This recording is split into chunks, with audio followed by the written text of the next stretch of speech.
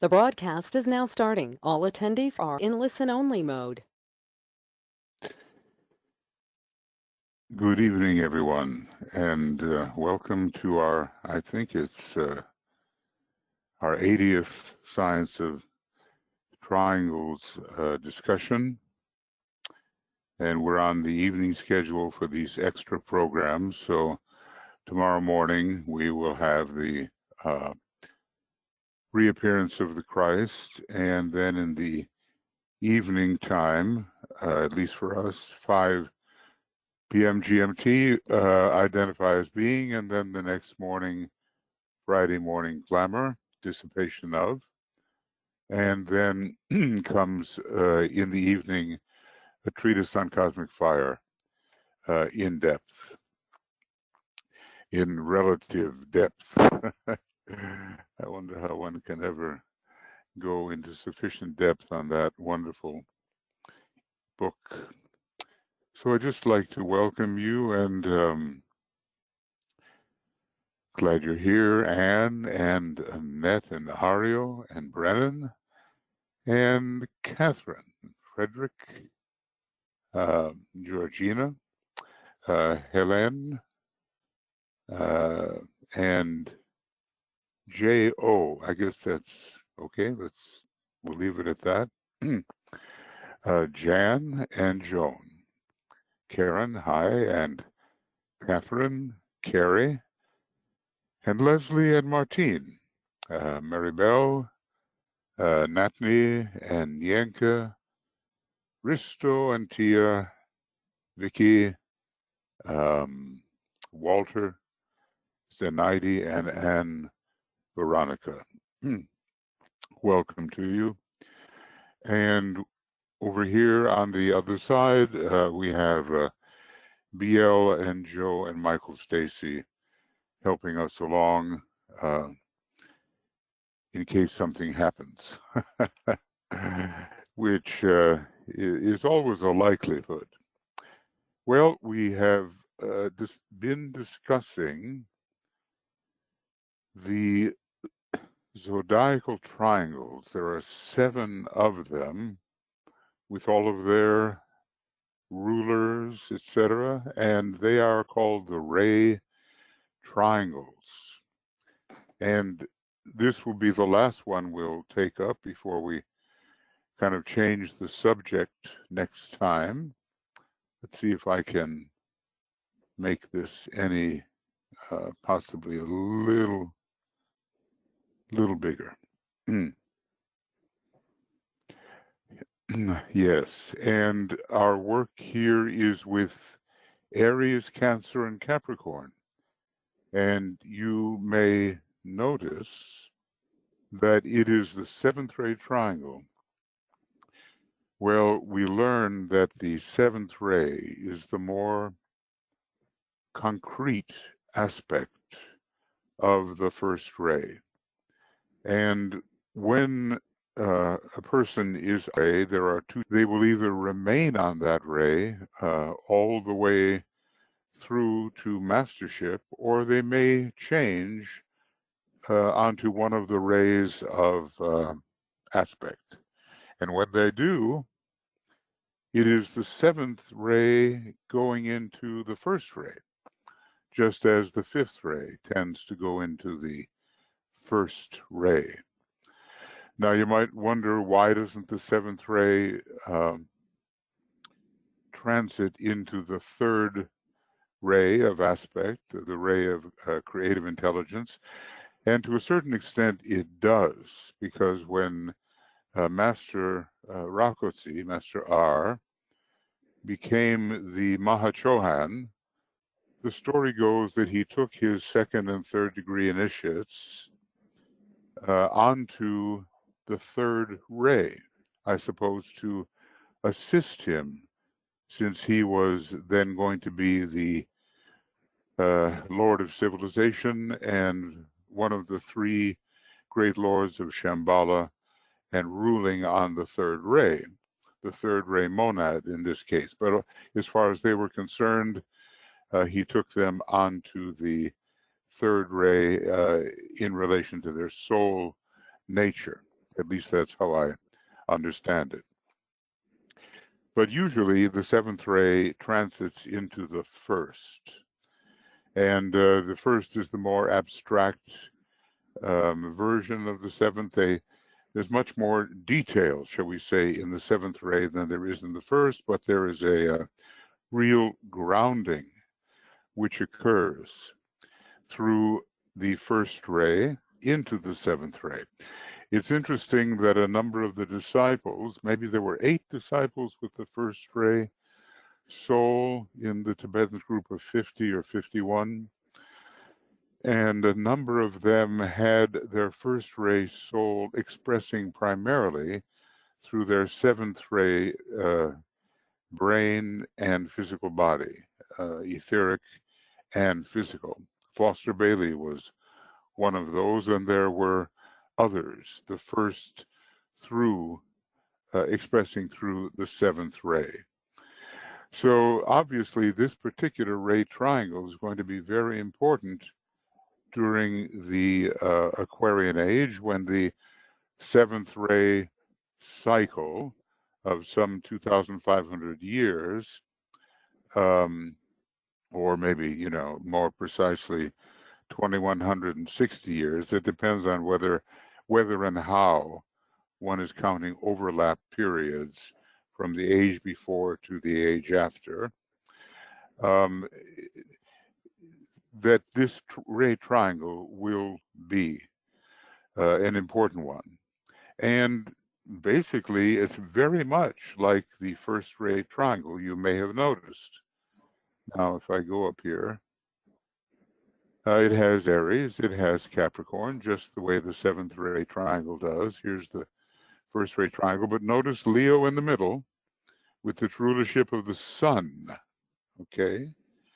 And if we go down here, we'll find Cancer in the middle. Now, some zodiacs, I think the Chaldean version, begin at the juncture of Leo and Cancer.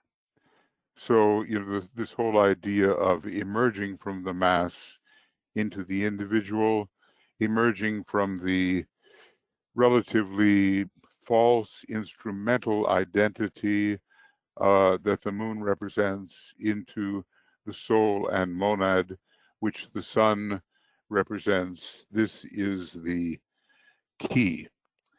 Now, so Aries is there, as it is for the first ray. Capricorn is there, as it is for the first ray. And Cancer and Leo provide the difference. But on the other hand, they are very closely related, just as the sun and the moon are closely related. It's rather interesting that from the vantage point, the viewpoint of the Earth, the sun and the moon look like they're about the same size. Of course, you know, there's a huge difference in their volume and their sphericity, but from our vantage point, they look the same.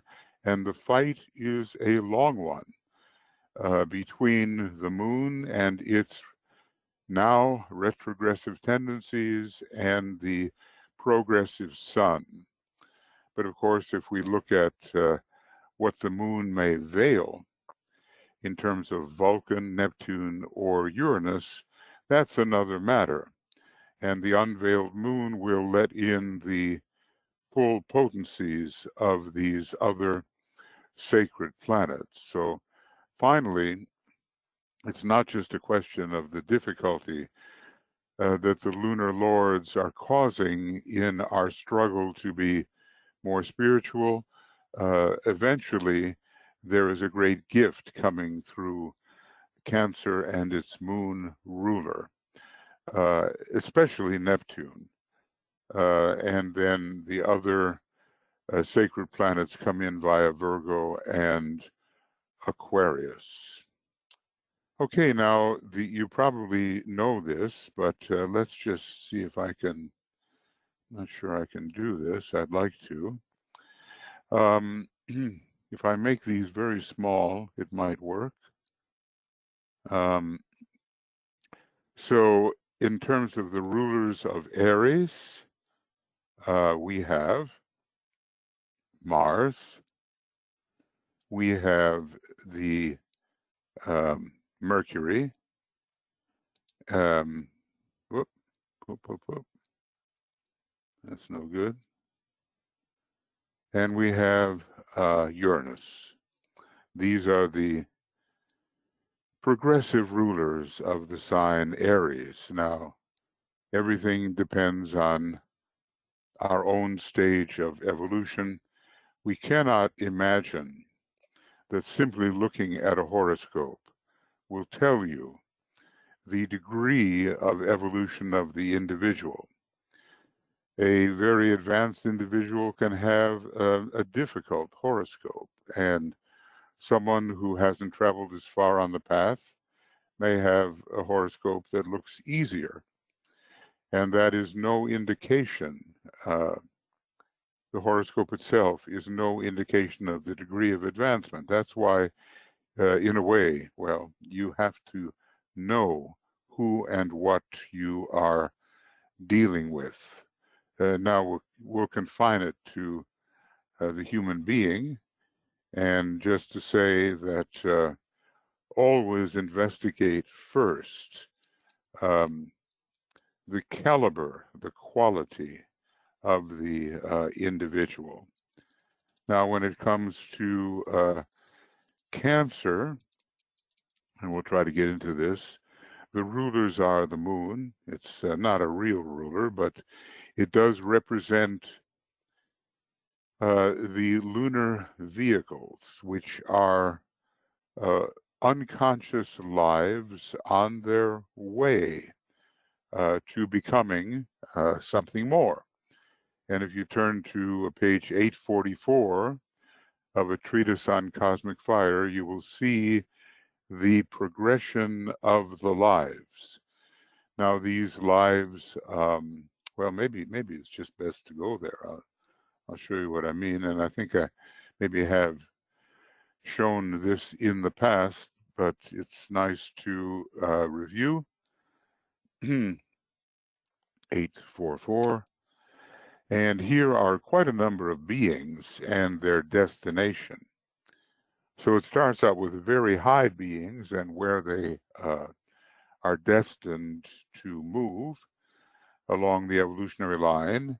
And then come the lunar Petries. And what is their destiny or their goal? Well, right now they are unconscious and they are elemental and they are rotary and retrogressive to an extent. But they will one day, being lives from the moon chain who were interrupted in their progress, they will become human beings, men. They will, in their higher grades, pass directly into the animal evolution of the next cycle, and so eventually individualize. Their 3 higher grades will become animal men, and the lower 4 will contribute to the quaternic forms of the men of the next creation. Now, that's what they are to us right now. They are contributing to the quaternic destiny here for these lunar lords, and we have to help them become, what should I say, to become more Davic than elemental. Man begins his real Deva evolution at the 4th initiation, where there is harmony between the Deva kingdom and the human kingdom on the Buddhic plane, because at the 4th initiation, that's what we're able to do, finally really relate instead of being in conflict with the Deva kingdom. And these, we have our own kind of progress into the Davic world, and they do as well. The elemental lives will progress in also into Davic lives eventually. So, but to begin with, they have yet to become part of the animal evolution, and they have yet to individualize, and there are, in their gradations, 3 above the 4. And so they have different destinies. If you really want to have a good time seeing where the different types of lives are destined to go, then read on this particular page, and I think we will see that it is very revelatory and gives us a lot of information that we don't find anywhere else. Okay, 8:44. Right. All right, so it's the moon, which is basically a decaying body in space at this time, operating nefariously upon its progeny, the Earth. Blavatsky doesn't have too much good to say about the moon at this time, because basically there's no life in it. It's just a question of decay, decaying and influencing the Earth in that manner, although it does have a thought form effect. And then the esoteric ruler here, Neptune, and the hierarchical ruler, Neptune. Okay. So when we get into Virgo and we get into Aquarius, we'll start adding sacred planets like Vulcan and Uranus to Neptune. When it comes to Capricorn, a very powerful sign, more powerful than just somehow just a zodiacal sign. We have Saturn for the normal orthodox ruler, Saturn for the esoteric ruler, and Venus otherwise. Venus is the hierarchical ruler. And I think if we look at exaltations, we're going to find something interesting. No, that won't work. I'll have to start over here. So the exaltation, here I'm going to make this very little if I can. Okay. And the exaltation is the sun. And that tells us a great deal about the power of Aries, E-X-A-L. And, you know, as I said, I'm using 2 computer keyboards at the same time. A very Geminian thing to do, but one of them doesn't have the proper letters. Okay. So the exaltation here, when it comes to Cancer, is exaltation is Jupiter, which, by the way, you know, is prominent in the chart of the United States if Sagittarius is rising, but it's prominent anyway. And the exaltation here for, let's see, for Capricorn, well, Jupiter falls here. You know, there's kind of a reverse exaltation of Jupiter and Neptune. And maybe, BL, you can help me out here because I'm kind of forgetting what is exalted in Capricorn, and I certainly should know that. Do you have that on the tip of your tongue, or do I have to go through it to let's see. It's not, I'll go by the process of elimination. It's not Venus, it's not Mercury. It's Mars. Okay, got it. And Mars. Mars is the important one there. Okay, so now you have basically the 7th ray triangle and the different planets that are passing through it. And you have, in addition, some rays other than the seventh passing through these signs. For Aries, the first ray; for Cancer, the third ray, in addition to the seventh; and for Capricorn, the first ray and third ray, in addition to the seventh. Now, it's very interesting about Aries. It's connected with archetypes. It's connected with the design at the beginning. And it tends to impose the order of that design upon the lower worlds.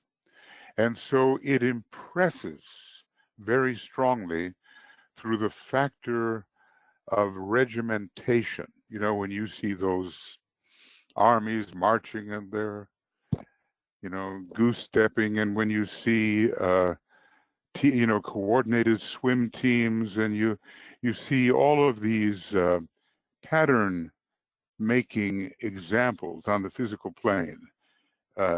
Aries is involved with that. It is very much determined not only to rule the higher world of thought under Mercury, the birthplace of ideas under Mercury, but it is determined to make sure that in an orderly manner, these ideas, these archetypes, are impressed upon what is often a chaotic world. Now, the discipline involved here can be quite rigid. It is certainly enforced because it has the power of the will behind it, but it does bring through the higher examples of the seventh ray in a very impressive manner, and it insists that the lower kinds of semi-chaotic activities of these lower planes really get into line.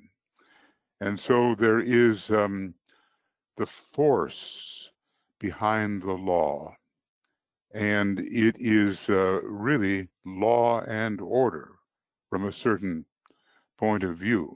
Aries imposition in the question of order. Maybe I'll get into the planets just a little bit in a moment. When it comes to Cancer, the seventh ray is the question of security. You know, it's rather interesting. The home must be secure. Cancer rules the fourth house. Measures of protection of the perimeter, the periphery of any space are up to the fourth ray. There are certain kinds of procedures that one goes through, checks that one goes through when guarding a certain important area.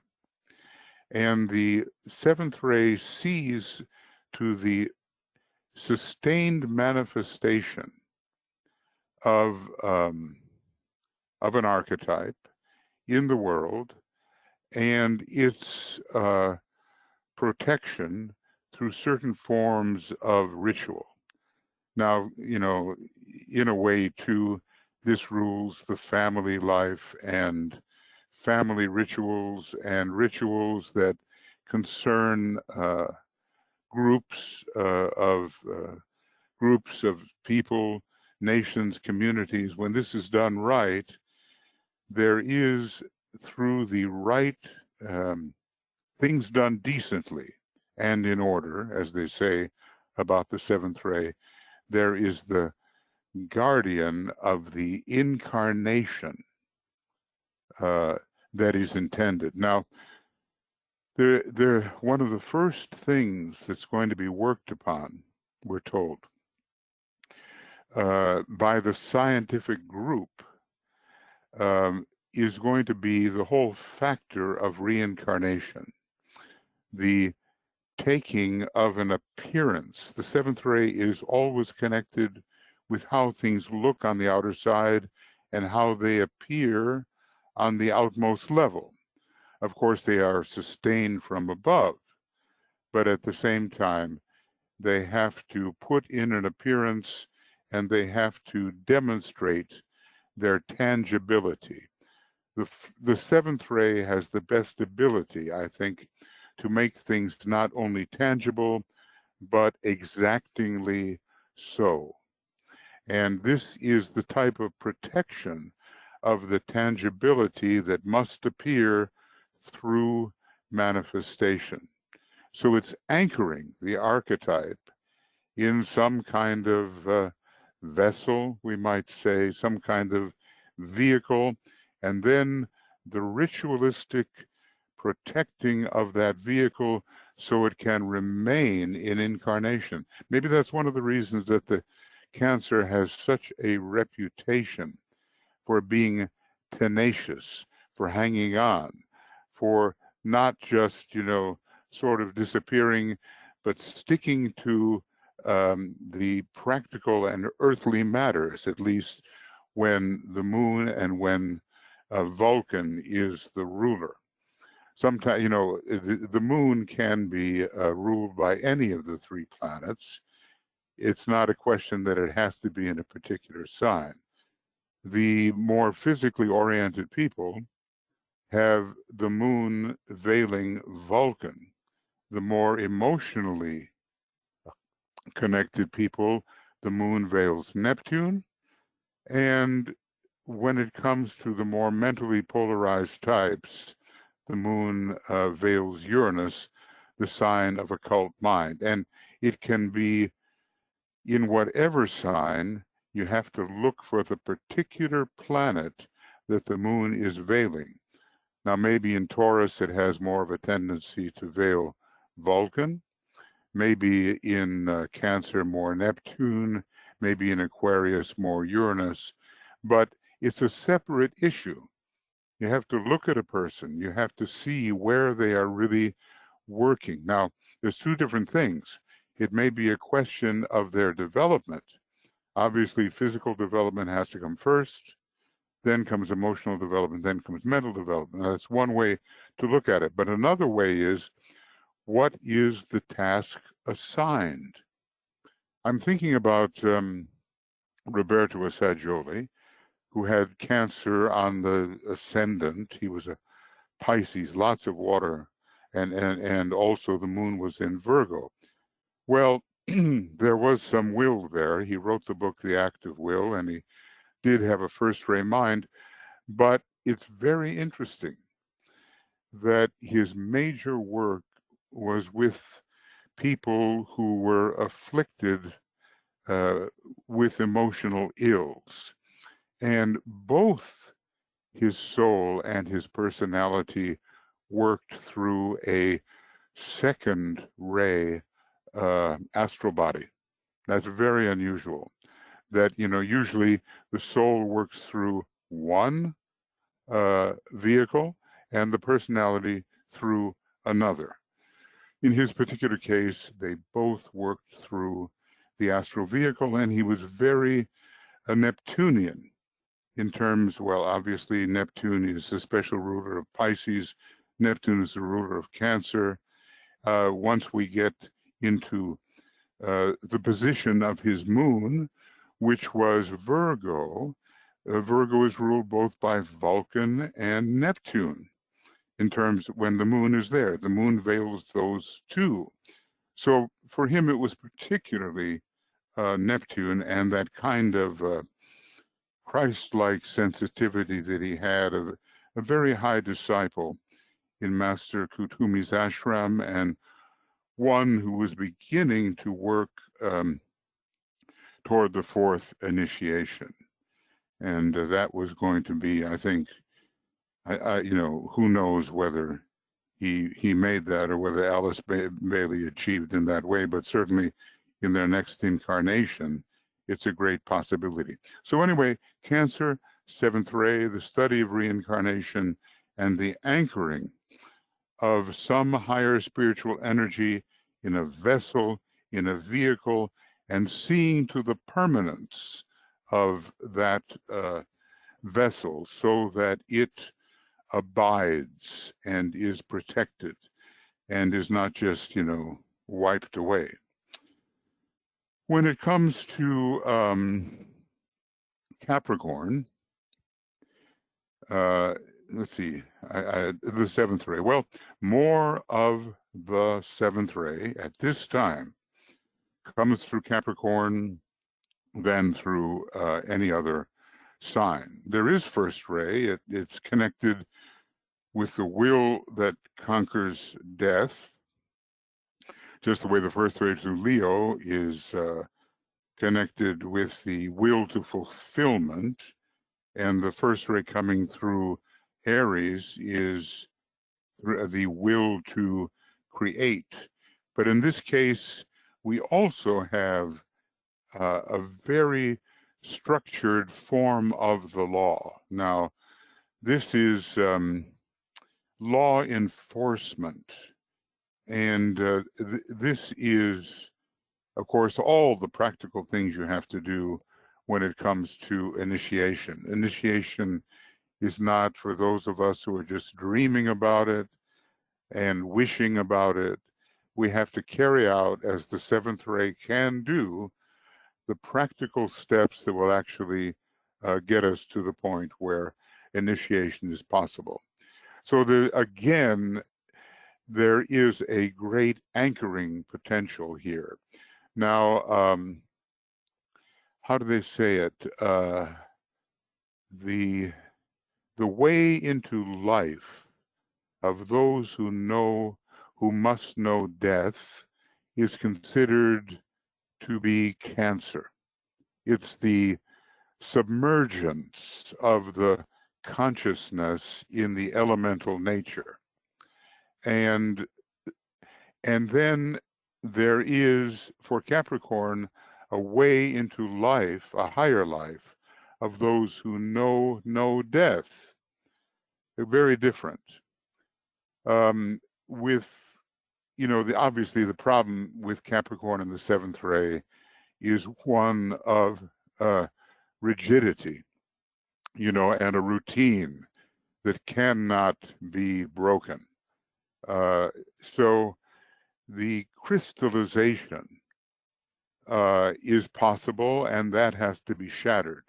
On the other hand, the perfect gem, the jewel in the lotus, can be ruled by Capricorn as it expresses the seventh ray. So you get some kind of crystallized perfection of the form with Capricorn in relation to the manifesting seventh ray. They both of them have an anchoring possibility, and both of them, Cancer and Capricorn, but have an elevated possibility to enter the higher worlds through initiation.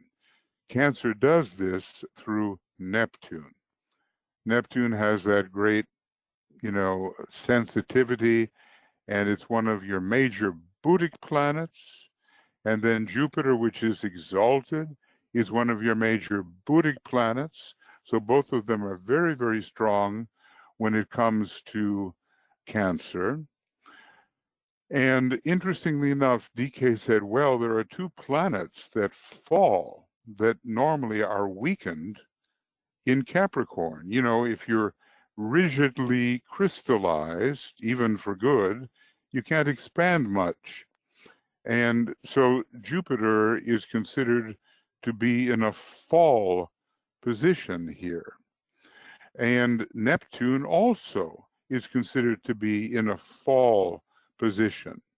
But DK tells us there's a special kind of exaltation which operates with those two quite expansive planets, Jupiter and Neptune, when they are in Capricorn and when the individual is strong enough or advanced enough to take advantage.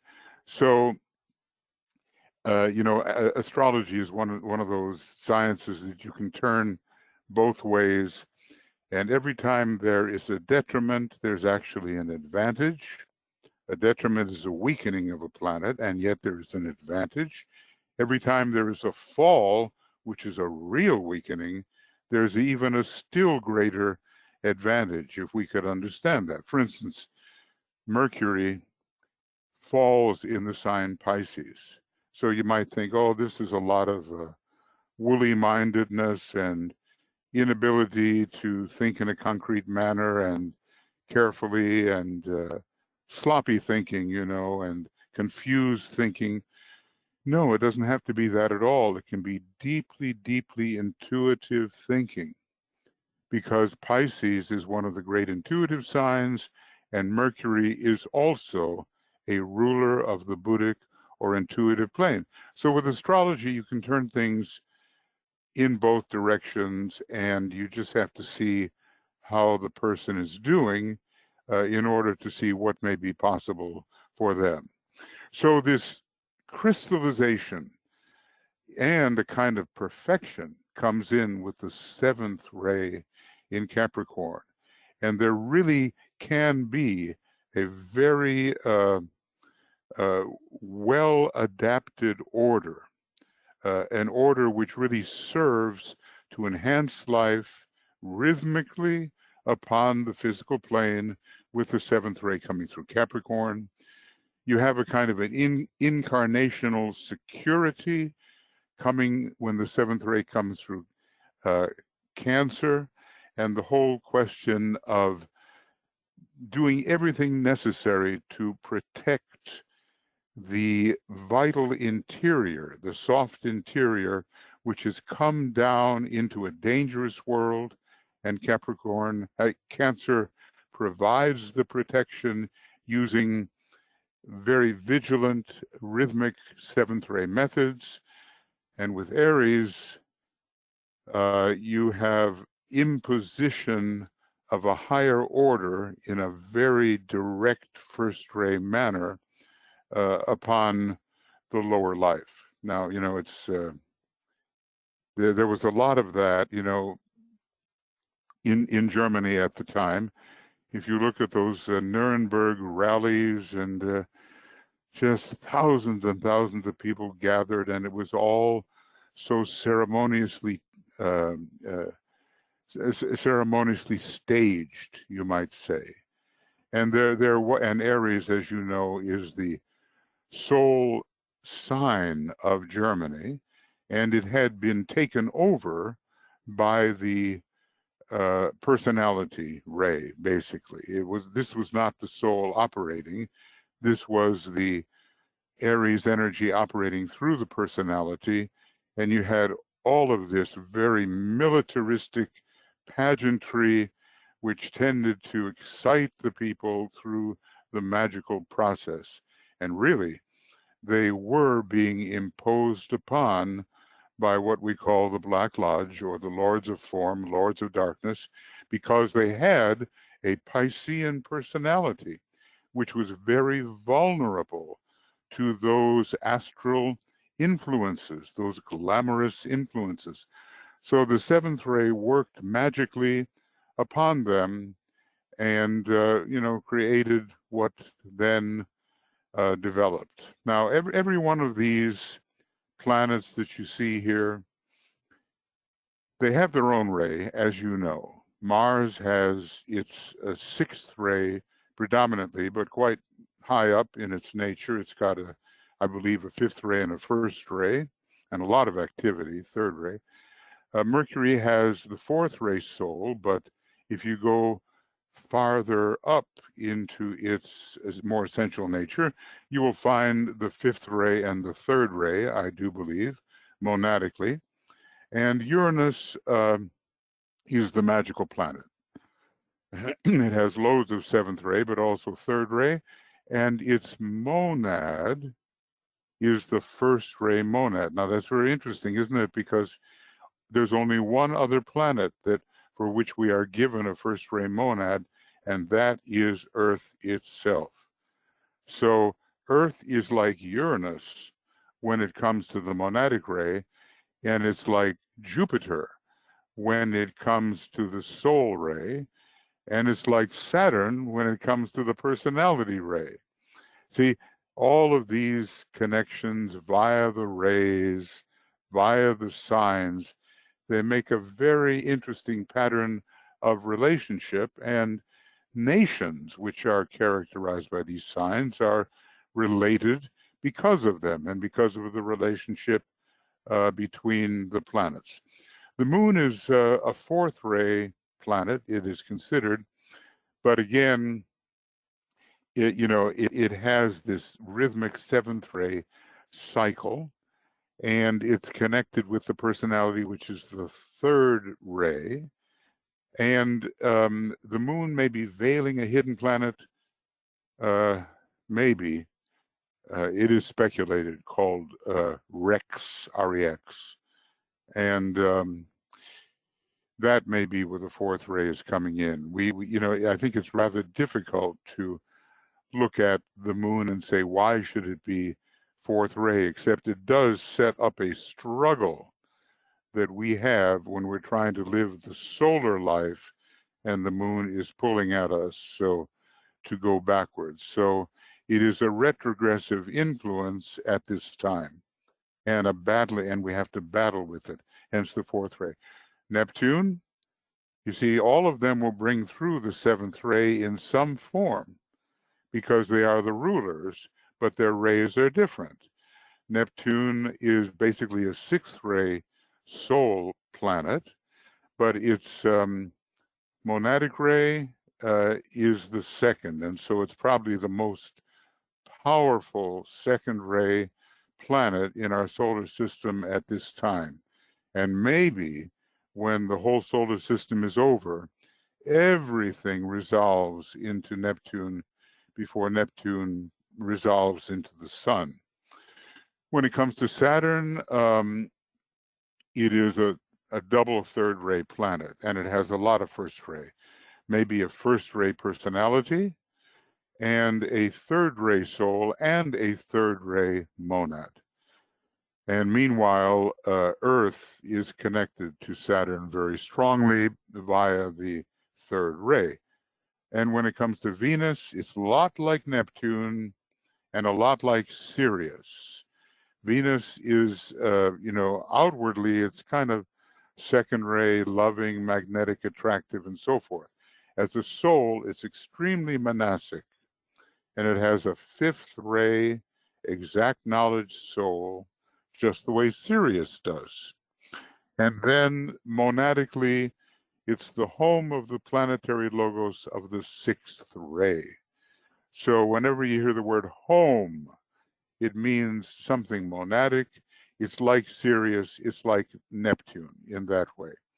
Neptune has a sixth ray soul. Finally, you cannot have a planet which has a monadic ray, anything but first, second, and third eventually, and Venus will be a great second ray planet monadically, just the way Neptune is, and just the way Sirius is in terms of being a cosmic Christ. And through all of these planets with their own rays, there is a pouring through of the seventh ray, impressing, protecting, crystallizing. I've just gone through the three, you see. And really, it's up to us how we want to use these tendencies. It says certain interesting effects emerge if this tabulation that we've been studying now for 7 occasions is carefully studied. And let me list some of them for you, leaving you to apply the information as may seem best to you. Now, we're not going to go on into that. Next time when we work, we will go into what follows, the interrelations and the why it is that certain of the signs bring through the majority of a ray at the present time. Now, do you know those? You should know those, right? And that will help a lot in the long run. So we're going to, begin here on number 81. Next time, I guess it's still the same page, and it looks like the 30th of September, and it'll be morning, and it will be 5 a.m. The seventh ray triangle is, like I say, very important because it's the seventh ray age, and the numerical resonance is there. So Aries is impelling the new age forward. It is sort of the initiatory power behind the new age. And Capricorn, one day Aries will be the great initiator, but right now it's Capricorn. Capricorn talks about the kinds of initiations, basically for most people, the first and the second, which will be offered during the age of Aquarius. And, Capricorn is ruling the law of group progress. Think about that, because we've been making a lot of individual progress, maybe, but now during the Aquarian age, it's going to be the law of group progress.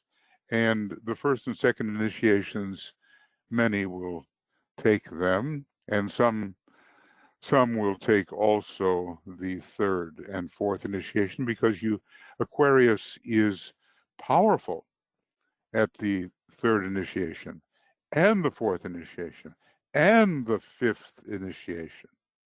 Aquarius really gets into the act. I'm not sure so much about the first initiation, but the second initiation, definitely, because it deals with group fellowship, if you will.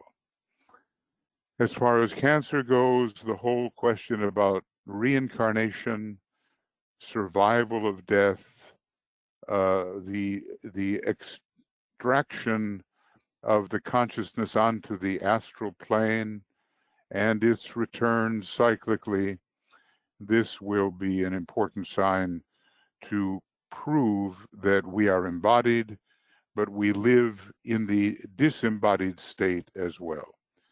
So the seventh ray will give us many advantages and of different kinds. And, overall, it'll be the energy of Aquarius, which has behind it, I don't know, some invisible constellation of a very strong nature. And Shambhala will be involved in the distribution of this Aquarian energy. Well, okay, basically we have completed, well, I never should use a word like that. I never, and by the way, I guess maybe I didn't deal with the exaltation here, but obviously the sun exalted is the blazing oneness of the monad, and Jupiter exalted is this great inclusiveness that is possible to the sign Cancer, where the whole is seen as one. That's one of the major mantras, and Jupiter sort of extends its embrace around everything. And it comes to Mars, he talks about India with its exalted Mars as having been a battlefield down the ages. But at the same time, the spirit can put up a great fight against the retrogressive influences when we're using this in the proper way, and can fight its way through into ascension through 5 initiations, every one of which Capricorn has something to do with. Well, obviously books can be written, and it's just endless what might be said and what might be understood. So, we have, just to review, just a quick review, and keep it in your minds. And I hate to say it, but do memorize this if you possibly can. We have for Ray 1, Aries, Leo, Capricorn. We have for ray 2, Gemini, Virgo, Pisces. All mutable signs, just like ray 6. We have for ray 3, Cancer, Libra, Capricorn. We have for ray 4, Taurus, Scorpio, and Sagittarius. For ray 5, Leo, Sagittarius, Aquarius. Ray 6, again, mutable signs, Virgo, Sagittarius, Pisces. And ray 7, Aries, Cancer, instead of Leo, and Capricorn. Now, maybe it's quite rare that any one of us has 3 of these signs, the exact ray triangle, all 3, in prominent places. That would certainly be an astrological reinforcement of the ray. But they will be somewhere, and what's emphasized is important. Maybe you'll have 2 signs that are connected with one ray, and that might be enough to bring it in an astrological sense. But the idea is always study the person first. Study their character. Study the likely personality ray from their character, and of course the mental, emotional, physical from their character. And then if the person has gone along that far and the ray of the soul has really emerged in some noticeable manner, then study them in terms of their higher objectives, and maybe we will hit upon the ray of the soul. Eventually, says the Tibetan, the ray, whatever a man's ray, he calls it, will be capable of expert diagnosis. Well, we certainly can't go that far now. We cannot talk about expert diagnosis. But I have a feeling that even iridology, basically looking inside the eye, will give us hints about what the rays may be, especially the soul ray. Maybe it's quite literal that the eyes are the windows to the soul. Maybe it's not just one of those poetic phrases, but actually quite revelatory in a fifth ray sense. There's a lot of the fifth ray that is connected with vision and the eyes. And one day, now we have instruments like the PIP, and then we have people's experience, so-called experts, and they look and they study you, and we have 7-ray seminars and things of that nature. And maybe your ray configurations begin to be apparent to you. But still, the expert diagnosis is not yet there. You can notice certain traits, but the question is, where are those traits found? At what level of your character are they found? That is maybe the quite important thing.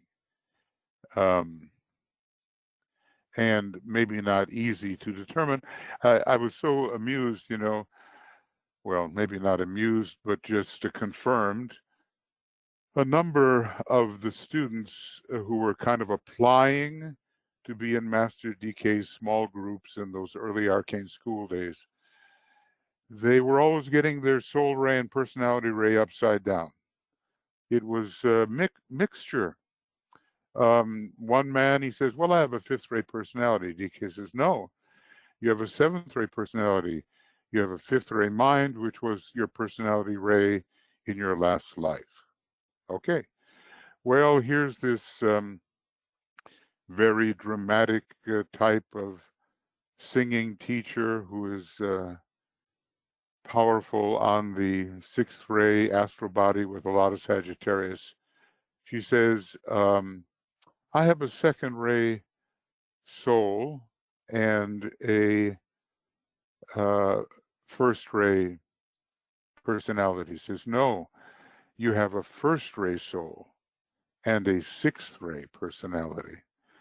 So, you know, what seems to us to be the case may be inherited tendencies which were powerful. When you get a new ray, it may take a few lives to really work it into power. It may be less powerful than a ray which is no longer one of your rays in this life, but has been strong in the past, and through momentum is powerful. So this question of determining the rays is not yet subject to expert diagnosis, except by someone like the Tibetan. We are not really the experts, not by any means, but it is the basis of the new psychology. And these energies are reaching the earth and Shambhala and the hierarchy and us through triangles. And we have to learn from whence they come, you know. And we can then eventually, the master is, it's said of the master, time and space become his playthings.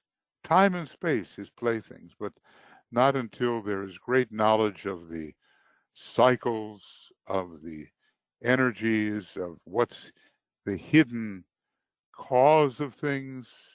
So that's what we're trying to study here in this science of triangles, the hidden cause. And we're trying to separate our imagination from what is more real.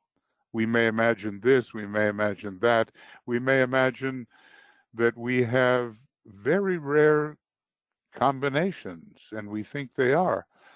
DK tells us the sixth ray mind is very rare. The Buddha had it, and the Catholic Church has it. That's all he gave. That's the only examples he gave. However, that doesn't mean it's the only examples. But to have a sixth subray in the mind is certainly possible, you know. And he gave an example there of a man who was the Virgo with Sagittarius rising and the moon in Taurus. And he had the sixth ray in the mind, sixth ray in the emotions, sixth ray in the physical nature as subrays. And then the personality was also the sixth ray. So there's a lot of little intricacies here as we try to figure out where we really fit in all this. And sometimes, you know, we go out there into the cosmos, and sometimes we stay much closer down here to the microcosm, and the two have to come together because they are not really separated worlds. They are not. And we have to put them together in this great science of relationships. Okay, so that's as far as we'll go right now. And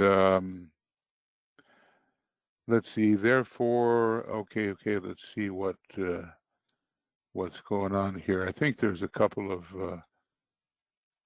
people. Leslie had something there. And Helena Rurik concurs there.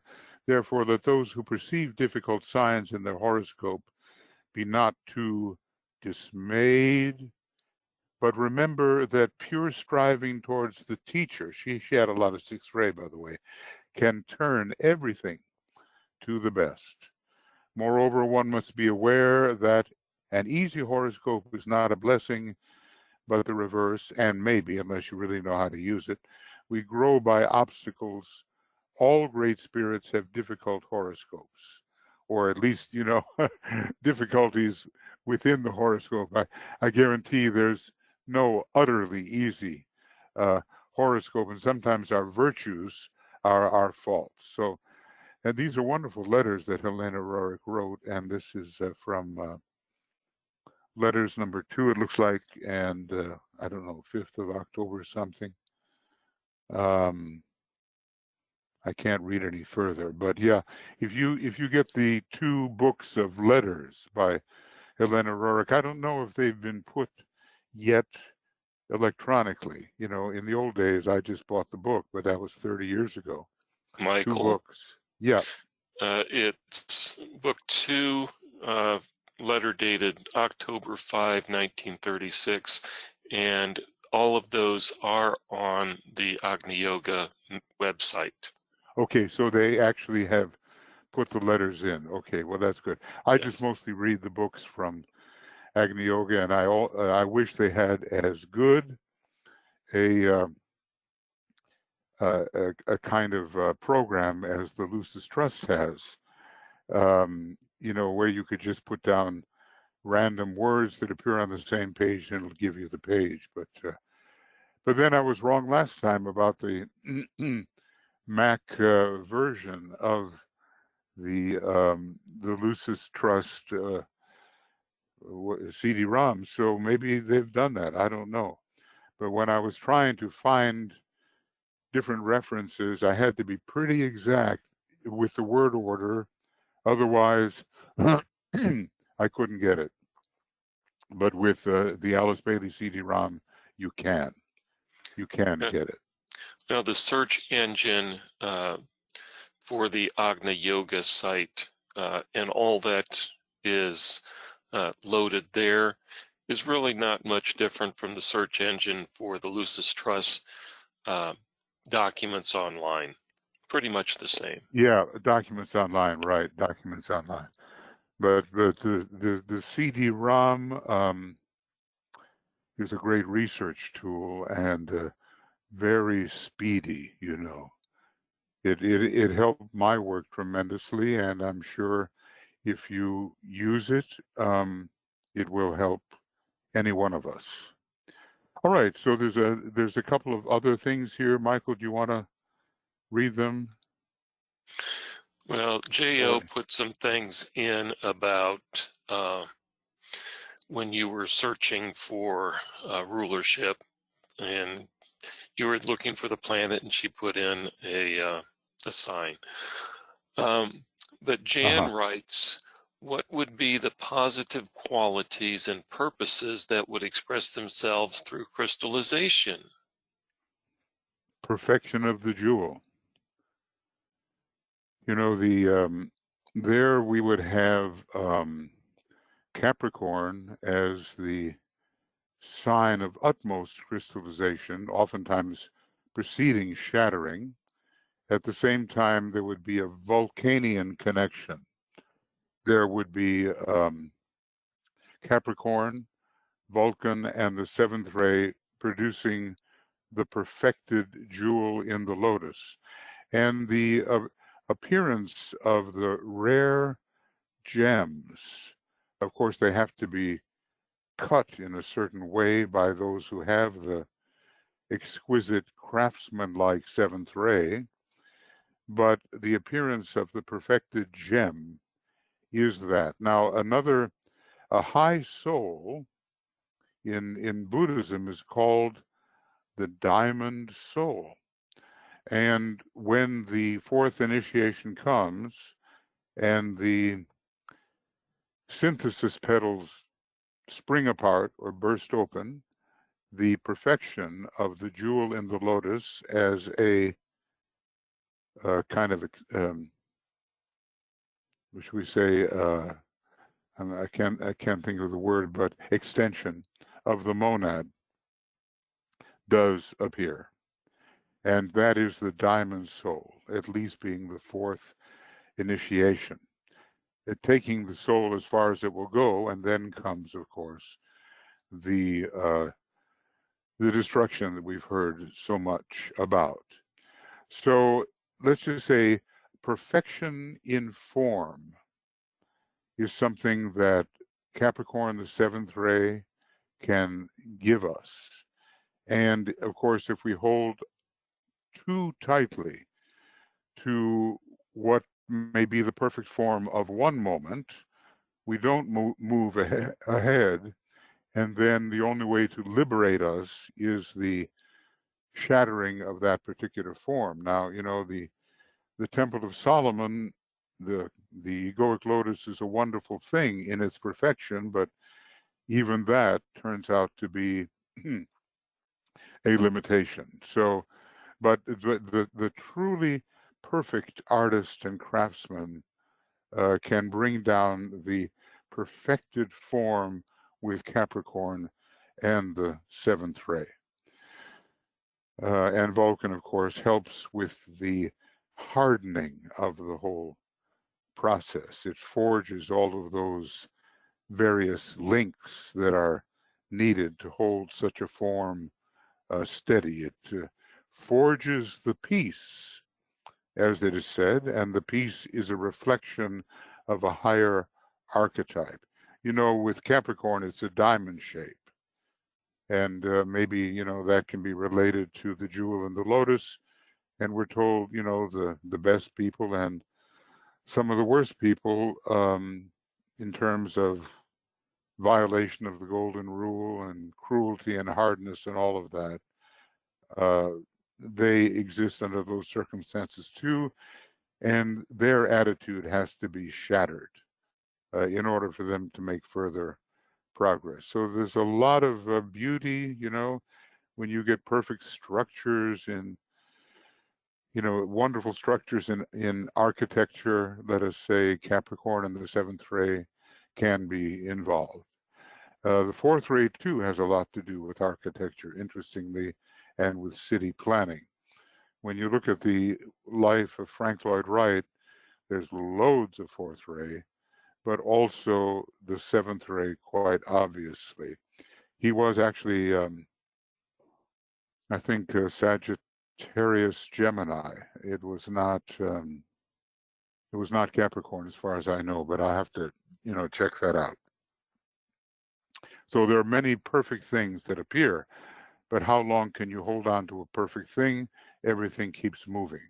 And that's where we learn under Gemini the law of mutation. It's like the archetypes keep shifting above, so they have to be reflected in a shift below. Okay. Let's see, what else? Comment question from Vicky. It would be really useful if you could show us a matrix listing the monadic, soul, and personality rays of all the planets. Your talks are interspersed with these references, but there is no comprehensive listing. Thank you. They're actually in the Journal of Esoteric Psychology long ago and much in storage. With plenty of copies for everybody, actually. I do have an article on this, but I don't know if I have it written out, or if I do have it written out, it's somewhere. But I can give you what I think. With the sun having an ultimate second ray monad, but presently ray 4, with a second ray soul and a second ray personality at this time. Vulcan having the first ray soul. I haven't done it completely all the way through the personality. DK doesn't do that. First ray soul, but a fourth ray monad, I do believe, tending toward a second ray monad, Vulcan, being so close to the sun and representing it. So it has so much beauty in it, beauty through hard things. Mercury has the third ray personality, as far as I know. It has the fourth ray soul. It has a fifth ray monad, giving way ultimately to a third ray monad. There are always, I think you're going to find two monadic rays, one for the monadic plane and the other for the logoic plane of the liberated monad. When it comes to Venus, I think we're dealing with I'm not dealing so much now with astral and mental, I mean, astral and, the lower vehicles. DK seems to think they're all subsumed in the personality vehicle. I believe that Venus has the second ray personality. It has the fifth ray soul. He gives us that. It has the sixth ray monad. It's the home of the planetary logos of the sixth ray, ultimately resolving into the second ray liberated monad. When it comes to the Earth, he's given that to us, at least as far as the personality on the third ray, soul on the second ray, and monad on the first ray. What may be the other monadic ray of the Earth, I don't know, but there's such a cross connected with the Earth, we can't leave out the fourth ray somehow. It's really the place of struggle, and it's the fourth from the sun. When it comes to Mars, it has a lot of third ray in it, just the way the Earth does and just the way Saturn does, but its personality ray, I believe, is the sixth. When it comes to the soul ray, maybe the first ray. That I have to just speculate. When it comes to the monadic ray, I believe the lower monadic ray is the fifth. It's the orange planet, and it rules the concrete mind. And then finally, there is, I believe, a first ray monad, I believe, just the way the Earth is. That's speculative at the moment. When it comes to Jupiter, well, all those asteroids are in between, but we can't deal with those. Jupiter has somehow some kind of enthusiastic, uplifting sixth ray. I speculate maybe in the personality. For sure, it has the second ray soul, and then comes the seventh ray monad, I believe. Now, how will that resolve in terms of its monadic ray? It's difficult to say, but it's the planet closest in its nature to the sun, and maybe it will be a final second ray monad. It's hard to say. It does throw lightning bolts as Zeus. Whether it's the first ray monad, I tend to think maybe not, but we do have to deal with the lightning but the thunderer. Thunder is ruled by the second ray, lightning by the first. So what the highest monadic ray may be on the logoic plane, I'm just not sure, but I'm pretty sure that the seventh ray monad on the monadic plane is there. When it comes to Saturn, you're going to have the first ray personality, I believe, the third ray soul, and the third ray monad. As far as the liberated monad, I don't know. Maybe it's the third ray again. It is the great representative of the previous solar system. When it comes to Uranus, some of it is given. It's going to be a third ray personality and a fifth ray mind, probably. Both of those rays are prominent. It's definitely a seventh ray soul, and he tells us, if you can read between the lines, esoterically, it's the home of the planetary logos of the first ray. It is first ray monad. And that's on page 420, 421 in Esoteric Psychology, Volume 1, where he gives us the esoteric rays. When it comes to Neptune, I'm not sure about the personality ray. The soul ray, because it's a sacred planet, it's 6. And the monadic ray he gives as the second ray. Sometimes I'm able to differentiate between the ray of the liberated monad and the ray that's found on the monadic plane. Liberated monad is part of either the Father, the Son, or the Holy Ghost upon the logoic plane. When it comes to Pluto, that may be a little more difficult. It is a first ray personality, I believe, because it's connected with Hades, the astral plane. I suspect the sixth ray is present, but it is also a deeply, it has this helmet of invincibility or invisibility. I believe that it has a lot of the fifth ray and third ray connected with it on the highest levels.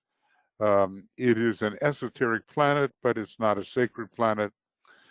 It definitely has the first ray, but I think the sixth ray as well, because it admits to the astral plane.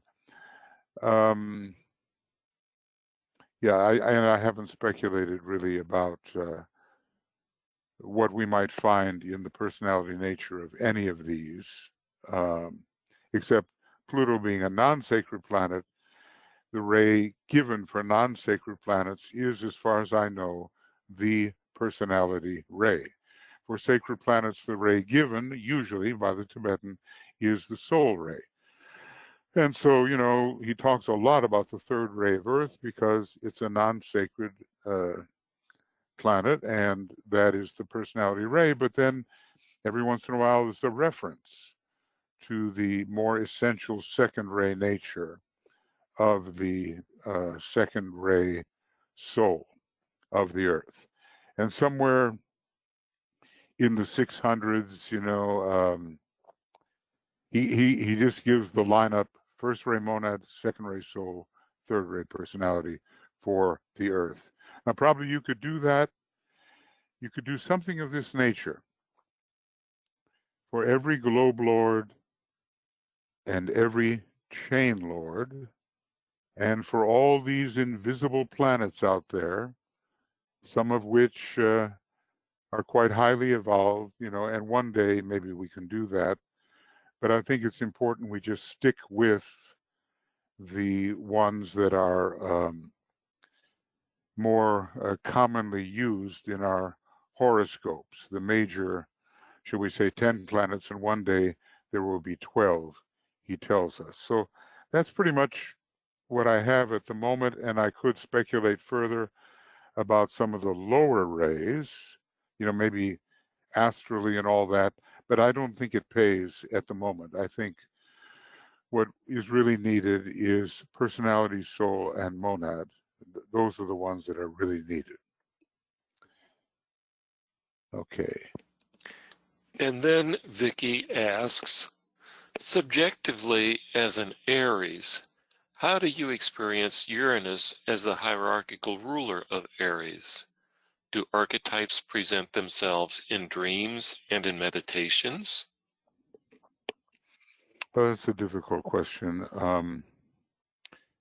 If Aries were my rising sign, or if Aries were the point opposite the sun sign, there might be more of the Uranian possibility. Now, basically, in terms of Aries, which is the personality ruler, I experience a lot of Mercury, obviously. You know, my whole work is Mercury. At the same time, the breaking through, using new ideas and new formulations, and consulting not only Mercury, the birthplace of ideas, but what an ultimate archetype might be, is a hope.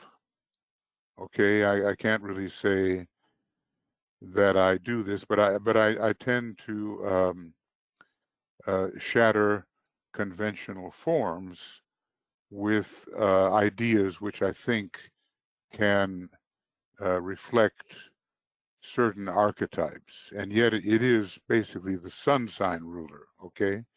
It's not necessarily the highest ruler in the chart. The sun represents the personality, and therefore esoterically, DK talks about the esoteric ruler in relation to the sun sign, but he never talks about the hierarchical ruler. But in terms of reconstructing the world of ideas, that's how Uranus works for me, especially since it's in Gemini. You know, it's the hierarchical ruler of Aries, and you know, I don't lay any kind of claim about using hierarchical rulers. When they seem to show up, then I may make note, but there is a reconstruction going on, which might be ultimately an archetypalization in the world of ideas. That's how it seems to work for me. It's, you know, it's a good question for any of us, but I don't think that we can necessarily assume that the hierarchical rulers are the ones we are using predominantly. I think that if we could learn how to really use the esoteric rulers, that would be our next step. And I certainly am involved with that when Mercury, which is also in Aries for me, becomes access to the birthplace of ideas, and Uranus makes them a little beyond the pale. The pale is Saturn. The pale means a fence. That's what a pale is. And Uranus is beyond the pale in terms of the reconstruction and new modes of relationships in the world of ideas. I guess that's about the best I can offer there, but it's worth thinking about for sure.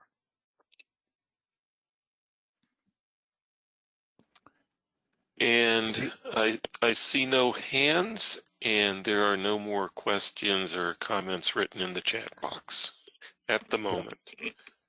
See, you know, when we use a word like subjectively, the personality is not subjective. The vehicles of the personality which are not readily perceived are called subtle, but not subjective. So, okay, astral, etheric body, subtle. Astral body, subtle. Mental body, subtle. The physical body is overt and can be seen. Where does subjectivity begin? And this is, you know, important consideration. The subjectivity for us begins on the higher mental plane, where the egoic lotus is situated. If I'm looking for some kind of subjective response or some kind of subjective orientation, I'm going to look towards a spiritual use of my rising sign. Now, it's not that the rising sign will always be used spiritually. It can be a very physical thing.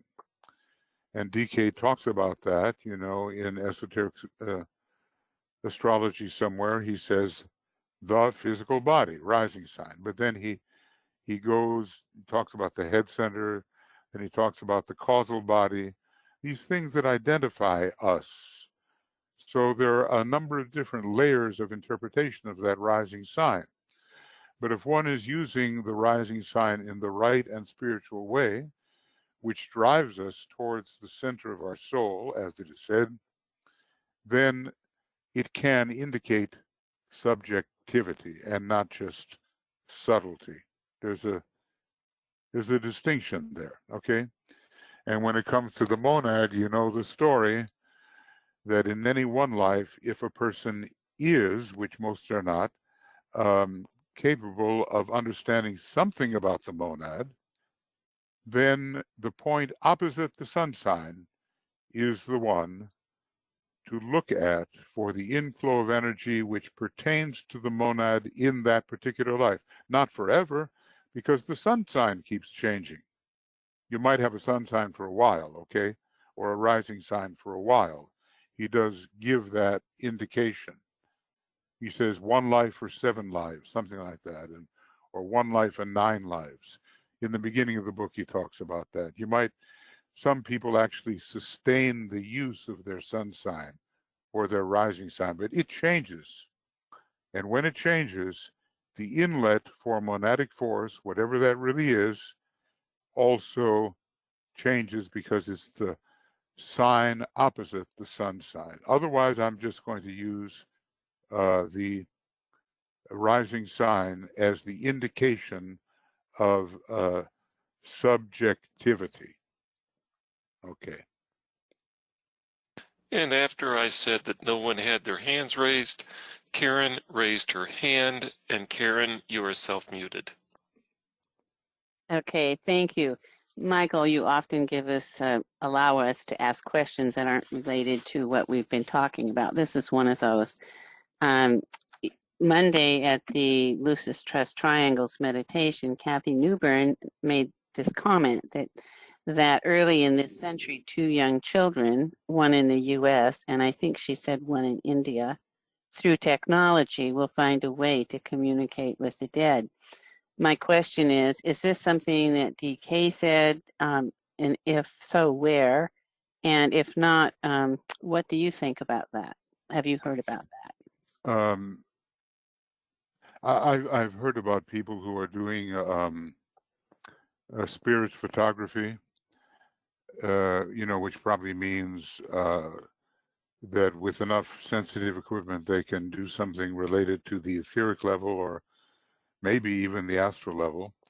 I have no recollection of reading this from DK, but that which doesn't mean that it's not true and possible, because he does talk about the imminent overcoming of the fear of death and the communication that will be possible with those who have departed. That I think he does talk about. Whether it's a young child in the US or India, I have no idea about that, but why not? I mean, as people get more and more into this, and as the instruments that they're going to use become more refined, and as psychics become more reliable and capable of some degree of consensus. I mean, I saw this Japanese boy. He had the power to project thought in such a way that it actually showed up on film. He put the undeveloped film in his range. He visualized, and there was the image. So when things like that can start to happen, whichever country someone may be from, I think it's a possibility. But I really haven't read that from DK. He did talk about some initiates in Russia and maybe an initiate in India, but not in that respect that you're speaking of right now. I wouldn't discount it. I'd say it is a trend because there's going to be a survival issue, a real question about, is there survival? And already people are working on it. And that's all part of that Cancer 7th ray thing, which is related to spiritualism. For more than 100 years, there have been attempts to prove that something leaves the body, even weighing with a very refined scale, the body before and after death, and finding that some very light something still of a material nature must be gone, because the body then has less weight. And I think, with very sensitive instruments. So I can say, maybe Kathy got that from somewhere. I don't know where. And maybe it's in DK, but I never run into it. And maybe she'd be willing, to say, if it's in DK, where it is, because I'd sure love to see it. I haven't read every word that DK has written, which I discover as I go along trying to do these books. And yes, if he has written that, that will be interesting. America and India, very interesting. And not without possibility, I would say. That's all I can say about it. I mean, Kathy doesn't say things lightly. You know, Kathy is a good student and a good astrologer. And if she said something, she must trust the source, I would say. And Vicky has written, again, Douglas Baker wrote that disciples can't take any of the major initiations unless they have at least 3 major rays in their ray complement, which parallels what you said, that the monad must ultimately resolve itself on one of the 3 major rays. Thoughts about this assertion by Dr. Douglas Baker? Well, I've read Baker's books, and I certainly respect him. I think that generalizations of maybe the exception, you know, proves the rule, perhaps. I'm trying to think of sort of third degree initiates that I'm pretty convinced about, and frankly, I haven't seen too many charts in or ray charts in which there is not at least one of the rays of aspect. Now he says it's got to be the third initiation is the first major initiation, and there's so few of those people. Alice Bailey for certainly was a third degree initiate at a certain point, but she had loads of second and first ray, you know, like 4 out of her 5 rays, and who knows what the monadic ray is. I suspect the second ray were all rays of aspect. When it came to a Saggioli, you know, second ray soul and fourth ray personality, first ray mind, and second ray astral nature. So he had more than what is needed to take that, and whether Foster Bailey was an initiate of the third degree or not, I don't know. But 3 major rays is now 3 major rays are 1, 2, and 3. Or does he mean that you can repeat, you see, like 1, 1 and 2, 2s, or 2 1s and 1, 2, something like that? I assume he does not mean that you have to have the first, second, and third ray, all of them.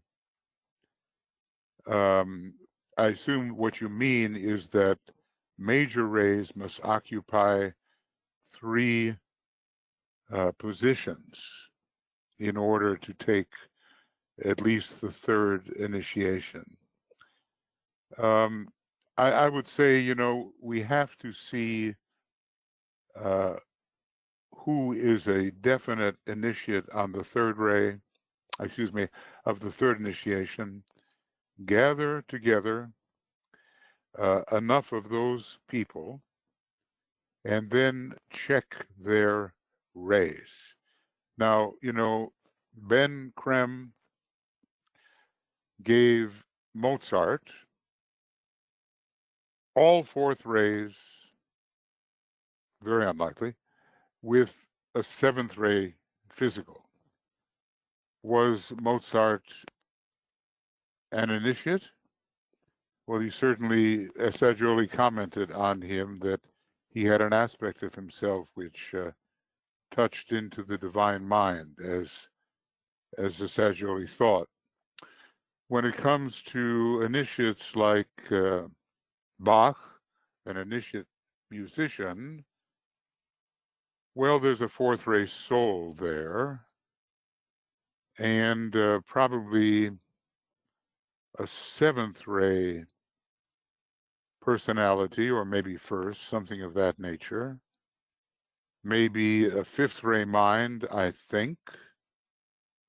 And I don't think we should go any lower than that.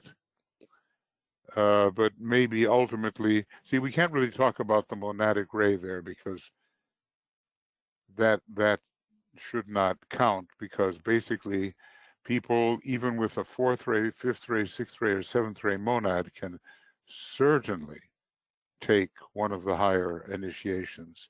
So I would say, you know, this is a generalization, it's an assertion, and it remains to be proven through the correct gathering of reliable samples.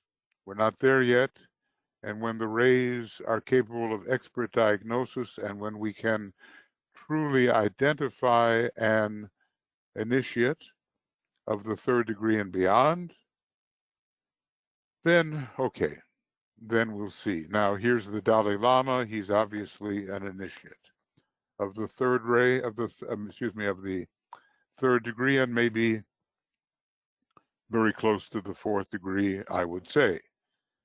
I would say he has a second ray soul,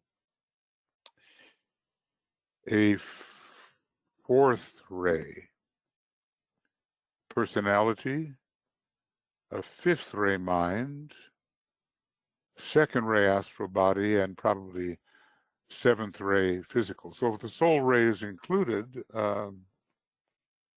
he has what is needed. Otherwise, I think the only rays we can consider should be the personality ray and the mind ray. I don't think that the astral ray and the physical ray would be relevant in this case.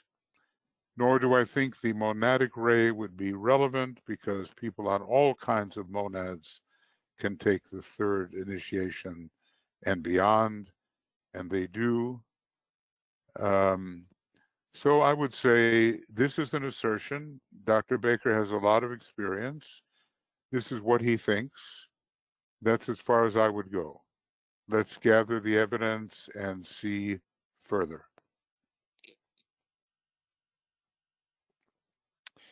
Okay. And there we are. There we are. Okay. There we are. All righty. So, okay, friends. Well,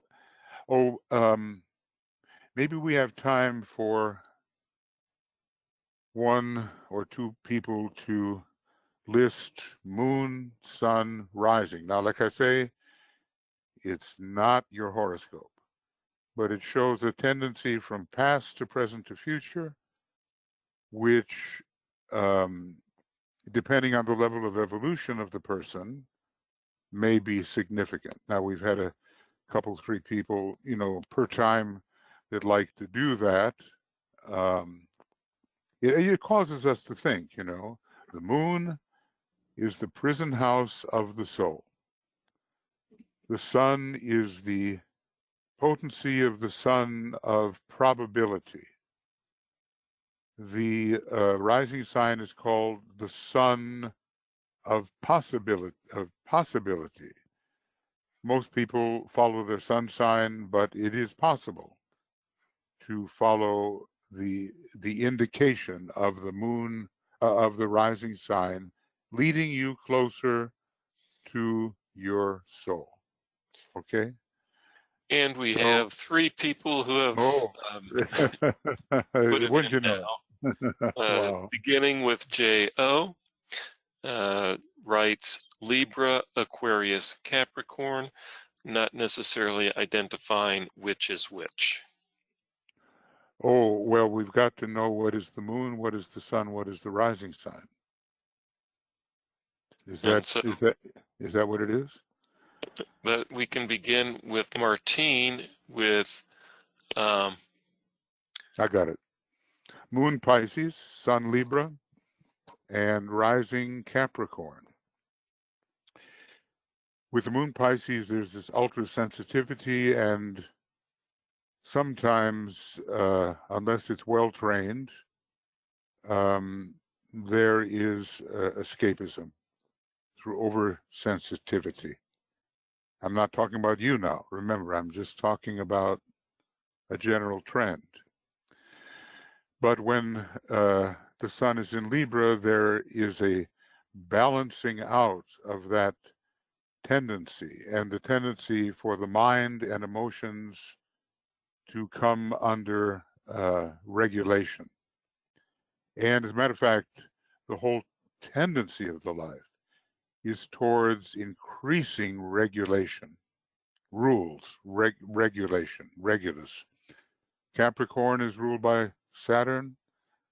Libra is ruled by Saturn ultimately. Of course, Venus up to a certain point, which represents the mind, the fusion of mind and heart. So from a situation of excessive vulnerability, and people escape in so many ways. You have to be very well trained to turn that moon around so that it in fact represents a manageable sensitivity and not the tendency to be overwhelmed and to have one's feelings beset by glamours and wishes and hopes which are not based upon reality. But Libra brings in the balance between mind and emotion, and Capricorn absolutely confirms it and makes it practical. In other words, the possibility of really rising because we've gained control over our situation comes in with the Capricorn rising sign. It's what you call that law of elevation or the law of group progress, and it will always lead to an ascent if Libra balances out the situation of retreat and vulnerability and glamour. We all have glamours, of course, so it's hard to get rid of glamours. Even the rich young man went sadly away because he couldn't quite give things up for the Christ. So from lack of realism to a kind of realism which Libra can give, because he says, look, it's ruled by a bunch of hardline rays. Venus, 5th ray, Uranus, 7th ray, Saturn, 3rd ray. It's quite good on the physical plane. And finally, the decision is made in earnestness, and the law is applied in a practical manner and with great discipline under Capricorn. So one, instead of being overwhelmed, actually gets into the middle of it all and ascends. Now look, I'm only going to do a few of these each time. We could all really get into them. Okay, that's a tendency. People have that Pisces moon, it's tough. But later it gives us the kind of sensitivity that an esotericist really needs if it can be deglamorized. Deglamorize the Pisces moon by achieving balance in the astral body and then apply the law under Capricorn. Oh, there's a lot of people here. And J.O. clarified Moon in Libra, Sun in Aquarius, and Capricorn rising. Okay, well, with Libra, it's interesting. For the undeveloped man, it indicates unbalanced fiery passion. It basically, one has this tendency to need the other. The partnering thing, the inability to stand by oneself alone can be a prison of the soul. But basically, we're moving into a condition of more and more brotherhood with the sun, brotherhood, sisterhood, where we learn how not to treat people as in a codependent relationship, where one has to partner with someone. People begin to become friends, and you look at humanity in the sense of the creative potential of the group, and it's more detached, shall we say. Interesting that Libra rules supermind and Aquarius rules universal mind, but when the moon is in Libra, it's a different thing. Look on page 333 of Esoteric Astrology, and you'll see the undeveloped man, the advanced man, and the disciple initiate. Well, the moon pretty well has to do with those parts of ourselves which are not yet fully developed, or which are holding back and resist development. We have to learn how to stand independently, and then we enter the situation of treating all human beings like brothers and sisters, and being very progressive in our notions and more of a free thinking idealist. And then with Capricorn rising, it's not enough that the new ideals emerge, but that they have to be made concrete, real, manifested on this earth. They have to actually be brought down into practical patterns, and we need all kinds of discipline, which maybe Aquarius didn't give us. You know, sometimes with Aquarius, we scatter our forces, and we're so interested in all the new possibilities that we don't make any of them real, manifest, concrete. And let's just say that a very necessary concretization enters the life with the Capricorn rising sign.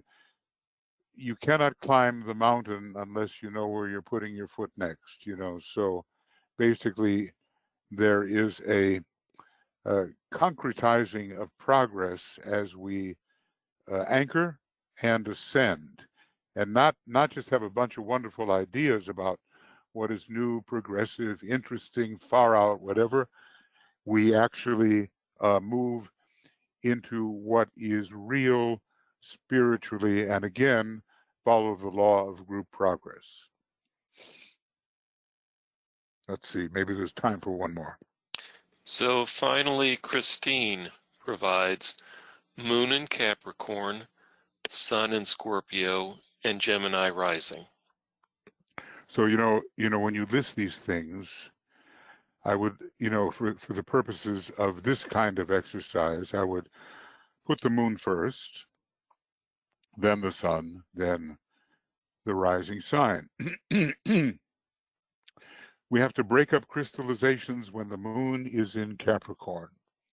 There are certain rigidities, habit patterns, lack of expression, kind of a repetitive, crystallized situation, which has to be broken up. Now, it's terribly responsible, of course. I can come back to the moon and say, what is it veiling? And then we have a whole nother thing. But I'm just treating the moon as the prison of the soul at the moment.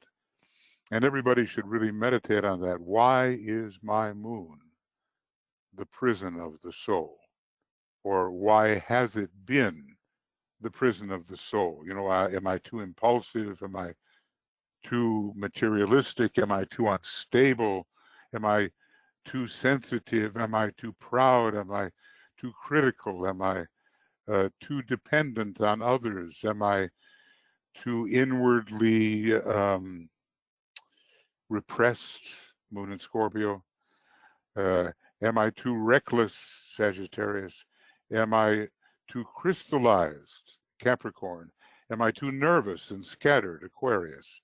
Am I too vulnerable, Pisces? Yeah, go through why your moon is your prison house. I have the moon in Aquarius, and I think I was born with a highly tuned nervous system, which was not in order. And gradually, through imposition of Aries, it got in order, maybe. So we all have the prison, okay? But you know, Sun in Scorpio is so good psychologically, potentially. Depends on the rays, of course, you know, what is your soul ray and all that. But a lot of us here are interested in esoteric psychology. Otherwise, we wouldn't be gathered around the Tibetan the way we are. And, you know, his students are going to have the Sun in, either the second ray soul or the second ray monad, if you stick with him, you know. So that's the probability. Sun in Scorpio can allow you to dig into those crystallizations. You can find the psychological way of defeating them and breaking out of them so that you can be more like the firebird, the phoenix, you know. You can rise out of this, well, it's almost depression sometimes, you know, with that moon in Capricorn, you know. Funny thing, physiognomy is interesting, but a lot of people find that when Capricorn is strong, the mouth turns down more than maybe some of the other signs. And this can be so for Cancer as well. I mean, it can give a certain amount of repressive gloom and a feeling like I just can't break out of my shell. But Scorpio knows the way to do that. Scorpio will find the way. And then eventually, once you are free and liberated, I shouldn't say you, I should say the person who has a progression like this, and it depends on where they are on the path. Once the rising sign in Gemini takes place, a flexible, interactive, communicative new life begins to occur with others and with the soul. And all kinds of things that these really heavy signs prevented one from doing, or at least held back. You know, Scorpio is silence and the Capricorn is suppression. Now Gemini is light of heart and begins to really look at the interesting world around and be able to communicate with it. And once you've achieved the liberation from the prison and psychologically know yourself, it's much easier to communicate with the higher nature, to receive messages, to give them back, to dialogue with the soul, to dialogue with others, and to adapt what you have learned to many situations as you reconcile the opposites of the soul and the personality. So, you know, sometimes it's really interesting when the elements change and your final element ends up being air. Starts with earth, okay, then water begins to examine why the earth holds one down, and then comes the joy of the flexibility of Gemini, all that learning, communication, and ability to deal with the network of relationships, high and low, and left and right and left. It's a much freer type of life under Gemini. Okay, well, we'll keep that kind of thing going, you know, so we'll have a chance to, yeah, okay, we'll have a chance to keep going here. You know, Michael Stacy is a special case with everything in Gemini, and I have met people, you know, like with everything in Leo, and you would think, oh my gosh, this person is going to be a really some kind of dictator, self-centered person. But no, in fact, they really needed that Leo, because what they'd built up in their causal body up to that point didn't have enough of it. So the solar angel says, we're really going to give you a dose. Okay. So, you know, when you have a triple indication, it may be a dosage coming from the solar angel who believes that you need it. All right. We'll do more later. You know, everybody is entitled to have a sense of what that progression might be. Because really, it can outline your progress. This particular triangle from the moon to the sun, with the rulers, of course, to the rising sign, and well, eventually to the point opposite the rising sign. Another triangle gets involved, sun, rising sign, point opposite sun, but most of us are not there yet.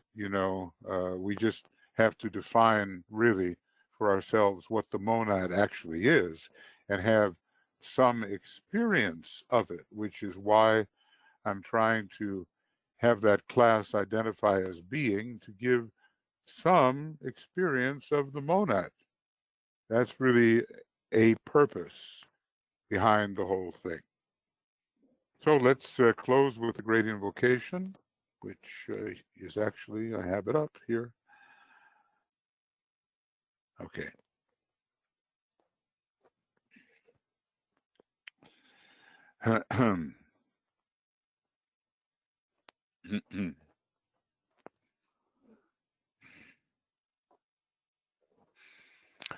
From the point of light within the mind of God, let light stream forth into the minds of men. Let light descend on earth.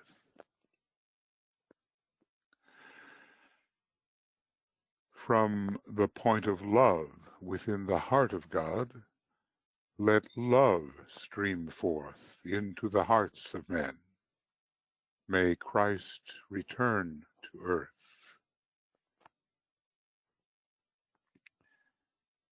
From the center where the will of God is known, let purpose guide the little wills of men, the purpose which the masters know and serve. Whoop. Sorry, something going on there. From the center which we call the race of men, let the plan of love and light work out, and may it seal the door where evil dwells. Let light and love and power restore the plan on earth.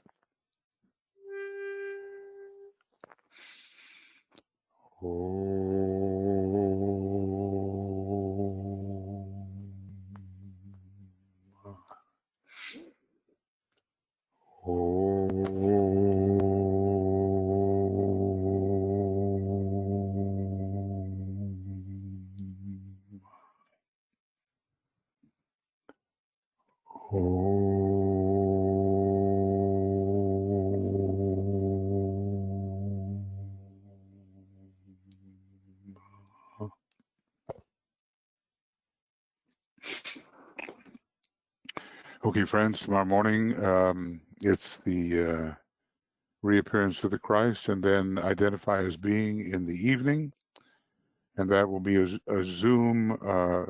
Reappearance will be a broadcast and a Zoom webinar for which we, have the ongoing link for identify as being, and let's just take it that far. So thank you, BL, Joe, and Michael, for all of your help and presence, and thank you everyone for being here and exploring these subjects together. All right, and I'll close this off now, and here we go. See you then, and bye-bye.